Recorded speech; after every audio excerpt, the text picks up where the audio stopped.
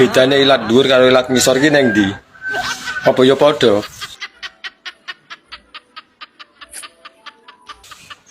Ditekoni kok malah kayak jangkrik upo ngono, cak-cek. Gak ya. Janjane iki murid robot gedek ta. Ya ora, lah wong kok mosok gurune kok robot iki. Kok enek idemu takok lho. Tara yo ora roh, yo sak lumrahe nek tekok. Wingi takok rambut dhuwur karo rambut ngisor. Lah wong tekoke salahe nang ndi? Dino iki sore iki lho nek sing takok, ya, detik iki. Ilat dhuwur karo ilat ngisor. Janjane kok pakar men itilogi iki, ha? Lah yo kuwi lho, bedane nggo ndi? Beda jelas beda. Ya. Nek ilat dhuwur rasane keri, nek ilat ngisor rasane nyedot. Pas.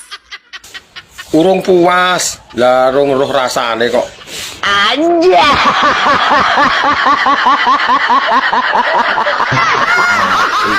Ini parah nih. Tenang.